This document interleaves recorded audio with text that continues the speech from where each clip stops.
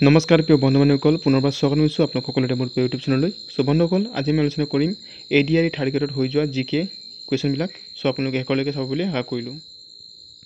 চ' আজি হৈ যোৱা ADRE কুৱেশ্যন পেপাৰটো প্ৰথম কুৱেশ্যন, আহোমৰ শেষৰ ৰাজধানী কি বুলি আহিছিলে? যোৰহাট হ'ব।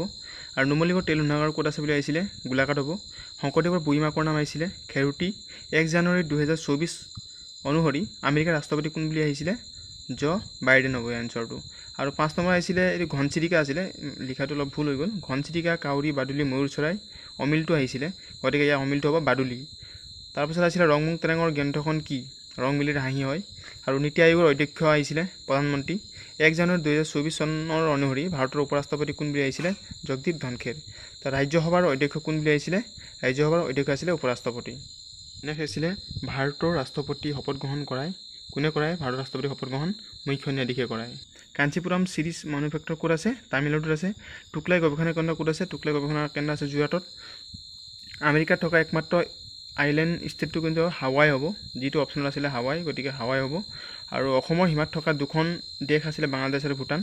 শান্তি হিষ্ট পুষ্ট এইটো কিবা এনেকুৱা ধৰণৰ আহিছিলে। মহাদুষ্ট লিখিছিল কোনে? ভৱেন্দ্ৰনাথ শইকীয়াই লিখিছিলে। আৰু DAY এইটো আমাৰ ফুল ফৰ্ম আহিছিলে দীনদয়াল এন্থোদিয়া যোজনা হ'ব। অলকানন্দা গীতিকাৰ নাম আহিছিলে, গতিকে শংকুৰাজ কোঁৱৰ আৰু মৈতীয়া পাটৰ, কিন্তু এক্সামত আহিছিলে মৈতীয়া পাটৰ আছিলে অপশ্যনটো, গতিকে ইয়াৰ ৰাইট এনচাৰ হ'ব মৈতীয়া পাটৰ। চ' নেক্সটটো হ'ব হিমালয়ৰ অংশ নহয় বুলি কৈছিলে। হিমালয়ৰ অংশ কোনটো নহয়? চাৰিটা অপশ্যন আছে, তাৰ ভিতৰত অন্নামুৰি নহয় হিমালয়ৰ অংশ। আৰু নেক্সট ৰঞ্জু হাজৰিকাৰ আচল নামটো আহিছিলে কুমুদ হাজৰিকা হ'ব, কুমুদ চন্দ্ৰ হাজৰিকা। আৰু ভাৰতত থকা দক্ষিণতম ৰাজ্য গুজৰাট হ'ব। বেৰিং প্ৰণালী পৃথক কৰে ৰাছিয়া আৰু USA হয়। আৰু নেক্সট কুৱেশ্যন আছিলে নেশ্যনেল ৱাৰ মেমৰিয়েল আছে ক'ত? নিউ দিল্লীত আছে। মাইচুৰৰ ৰজা বুলি কাক কোৱা হয়? টিপু চুলতানক কোৱা হয়। আৰু ডায়মণ্ড লীগ কোনটো খেলৰ লগত জড়িত? এইটো ট্ৰেক আৰু ফিল্ডৰ লগত জড়িত। এইটো কুৱেশ্যনো আহিছিলে। কোনখন দেশৰ পতাকাখন ৰঙা লগতে হোৱাইট ক্ৰছ আছে? এইটো ছুইজাৰলেণ্ড হ'ব। চ' নেক্সট কুৱেশ্যন, চেন্নাইৰ পৰা অসম দিশত আহিলে কোনখন দিশত পৰে?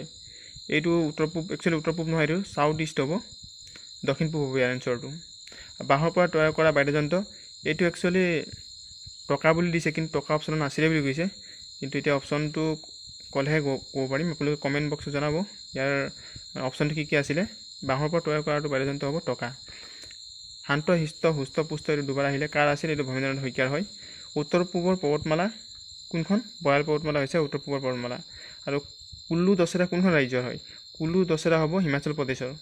ভৈৰৱকুণ্ড কোনকেইখন ৰাজ্যৰ সীমাৰ লগত জড়িত? অসম, ভূটান, অৰুণাচল প্ৰদেশ। আৰু আজি শেষৰটো কুৱেশ্যন, পুৰণি বেদ কি আছিলে? পুৰণি বেদ হৈছে ঋগ্বেদ। ইমানখিনিয়ে মই ইনক্লুড কৰিব পাৰিলোঁ। যদি আপোনালোকে জানে তেনেহ'লে কমেণ্ট বক্সত নিশ্চয় জনাব। আৰু যদি ভিডিঅ'টো ভাল পায় লাইক, কমেণ্ট, শ্বেয়াৰ, ছাবস্ক্ৰাইব কৰিব নাপাহৰিব। ধন্যবাদ। জয় আই অসম।